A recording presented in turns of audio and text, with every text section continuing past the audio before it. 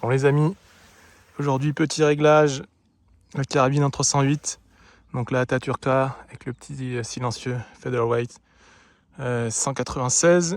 La lunette bien sûr de chez Vector Optique, Continental 3,18 par 50 avec un réticule FFP, premier plan focal. Et bien sûr, munitions sans plomb, Fox 308, 150 grains. Donc voilà, du super matos. Hein. Hop, on va voir ce que ça vaut. Là, on va se régler à 140 mètres. Voir si c'est précis ou pas. Si la munition groupe bien par rapport au canon. Et tester un peu cette lunette. Bon, comme vous pouvez le voir à 140 mètres, voilà un bon groupement. Pas de surprise, hein. Bonne munition, bonne optique, bon résultat. Vu le groupement, munition vraiment régulière. N'hésitez pas à tirer plusieurs poids de balles. Voilà, il faut vraiment trouver la munition qui va bien aller avec votre carabine, qui va bien grouper, donc par rapport au twist, au pas de rayure, au modérateur de son, la dispersion, etc., etc. Mais voilà, il faut vraiment tirer. À la chasse, on tire pas assez. Essayez de tirer le plus possible en stand et une fois que vous avez la munition adaptée, vous ne changez plus.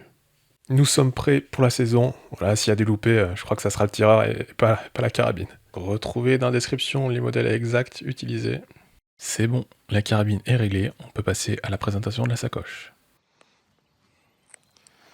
Alors, quand je vais à l'approche, j'ai toujours ma sacoche. Et dans ma sacoche, j'ai tout ça. Donc, on va retrouver toujours un petit cache-cou. Voilà, si jamais il fait froid, il y a un peu de vent, ou pour même se camoufler le visage. Ça va dépendre des postes à l'affût notamment. Un bracelet bien sûr si on est au chevreuil sanglier, peu importe. Validation de mes papiers. Mon petit helmet Bushnell, donc lui il est pas mal. Il m'indique la correction balistique à mettre. Donc voilà, sur une distance, la chute de la balle. C'est le 1700 Prime. Ma petite paire de jumelles de chez Soloniac. Toujours avoir une paire de gants. Voilà, si on tue du gibier ou quoi. Même pour les renards, les kinococos et toutes les bactéries maladies que peuvent transporter les divers gibiers. Voilà, chargeur de ma carabine, bien sûr. Une petite paire de gants, toujours pareil, Soloniac, assez légère. Pour la discrétion. Et là, hop, quelques piles pour ma lunette, des piles pour le casque de tir, une microfibre Vector, une petite clé. Voilà, si jamais on est en souci, rate de piles, un petit problème sur la lunette, qu'on puisse toujours la réparer sur place, qu'on soit pas obligé de rentrer à la maison. Sur la sacoche en elle-même, petit couteau à dépecer de chez Odenwolf. Et enfin la sacoche, donc une sacoche Soloniac furtive de l'époque. Voilà, elle est vraiment pas mal avec plein de poches.